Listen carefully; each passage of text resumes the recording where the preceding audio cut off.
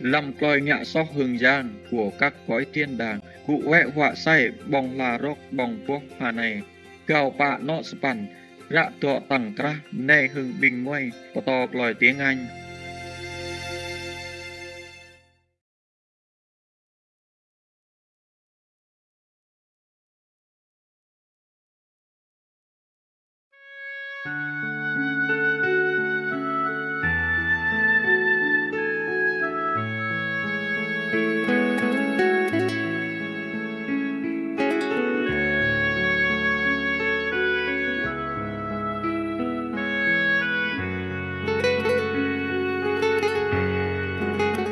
At the moment, the leader of Chechnya acts the same.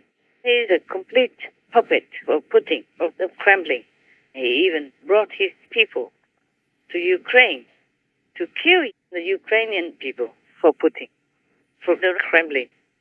And he should know there was no reason to do that. But because Russia completely controls Chechnya, so all the leaders, whoever they might be, if they don't listen to the Kremlin, if they don't do what the Kremlin orders, they will not survive. Not to talk about continue to be in the leading role in Chechnya.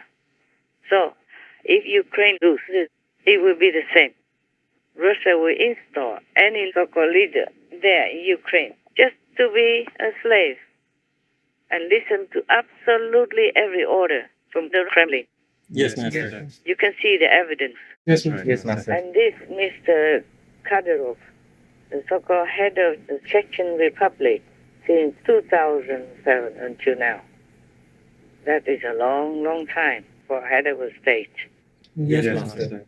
Similar to Putin and the president of Belarus.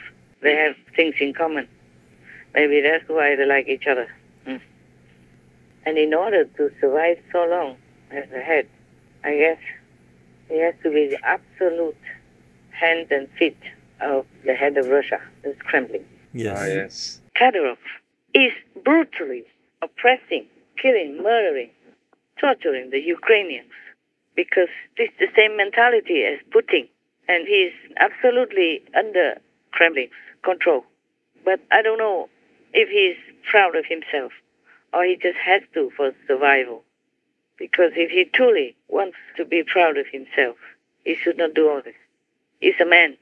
He should be an independent thinker and a true leader of his people. And instead, he became like a devil for the Kremlin. For any Chechens who dare to question Kadyrov, the options are morbid. Either stay and die or run in fear.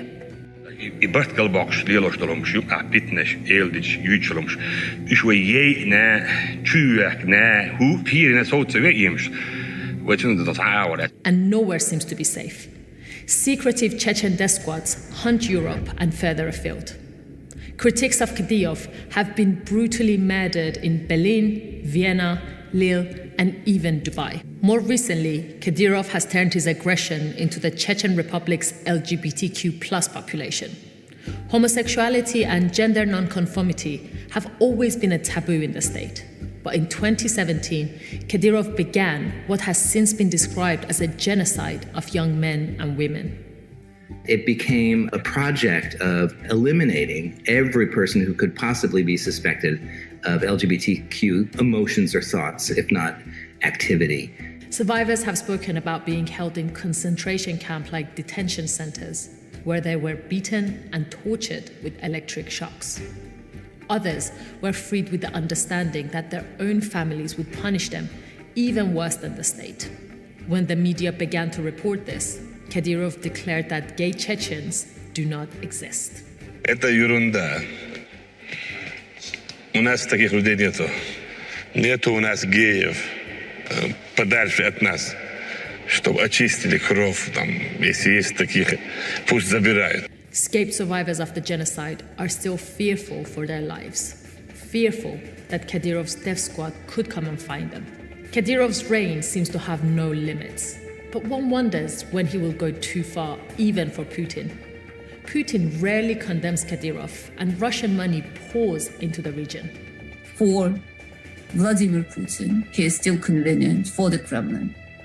And that's the reason he remains in power. and is able to do whatever he does. It's really a very sad affair. I think his people will not like him, or they don't like him, or maybe they never liked him, but they just have to be quiet because they fear war, they fear more bloodshed and more torture, more suffering from Russia. Yes, Master. I think he also has, I hope, maybe I'm wrong, he also had some moments of shame and regret, but he was already under the yoke, could not fight against the Kremlin. So he had to be brutal. Or maybe he is brutal because his soldiers that he brought to Ukraine to die or to fight are reportedly very vicious, extremely brutal. Yes, Master. So maybe they're all the same gang, just in different locations. That's why they get together and try to destroy wherever they can in Ukraine. So there will be no future for Ukraine if it's lost. There will be no freedom. And as I told you already, the whole of Ukrainian people all stand up against the war from the Kremlin.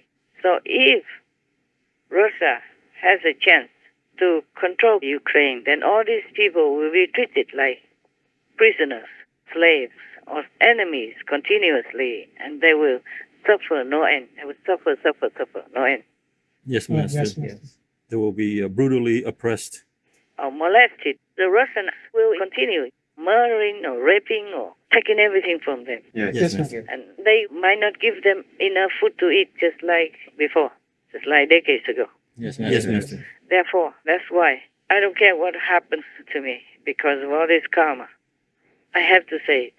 I have to say NATO has to come in totally committed to having Ukraine, to flush Russia out. Yes, Master. And if not, then Europe and other countries have to courageously stand up, go in to have Ukraine, because that means they're helping themselves, and they will be safe if Russia loses the war in Ukraine. Yes, that's right. If Ukraine regains their complete freedom, regains their land, regains their democracy, just like before anything happened, then Europe will be safe as well. Other countries also will be safe, not just Europe alone. Yes, Master. Many other countries or states like Georgia, South Ossetia, Abkhazia region, Nagorno-Karabakh have the bloody hands of Russia on them and the destruction of all that.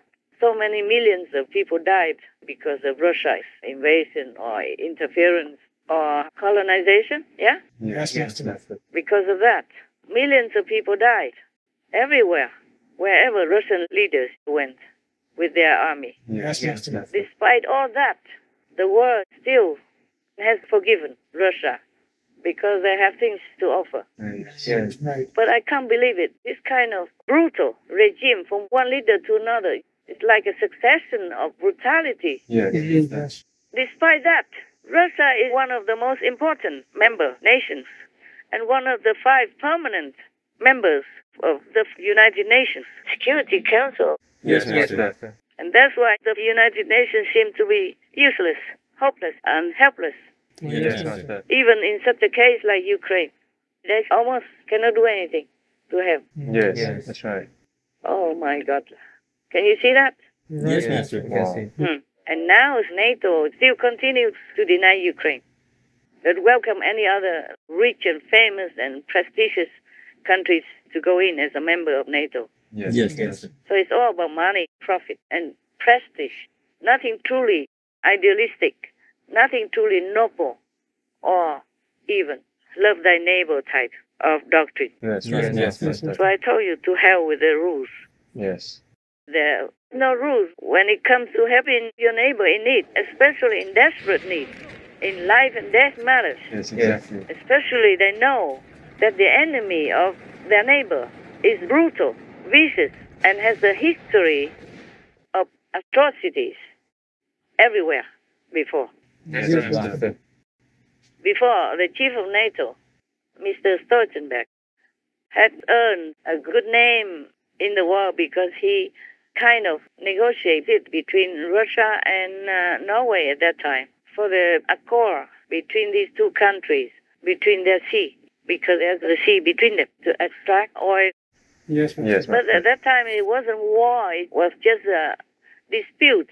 Right. Yes. It was a talk between neighbors. Hey, where is my sea? Where's your sea? That's all. Yes. Just a row about the fence, the invisible fence. Yes. Exactly. So it was easy to talk it out, to negotiate, and help to settle it out. Yes.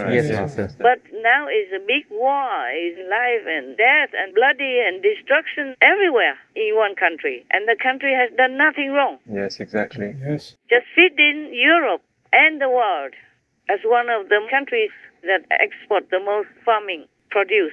Yes, Master. And even in some countries that don't import Ukrainian farm produce. But because of the war in Ukraine, they don't have fertilizers. Yes. Yes, Master. And now they are just hanging in there. They're stuck. They can't do their farming. In Africa, for example, or even Brazil is affected by the Russian war in Ukraine. Actually, it's not the Russian people. It is the government. It's Putin and the gang. Yes, Master. Because they continue the tradition of Stalin.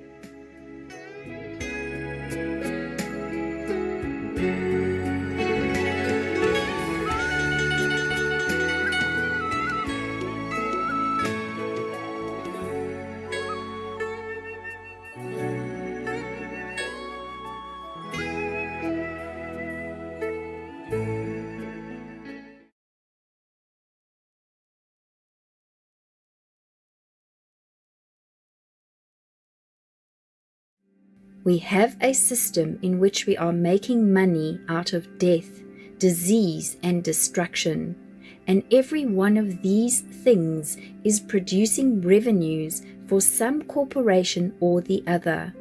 So we are stuck in the system of normalized violence.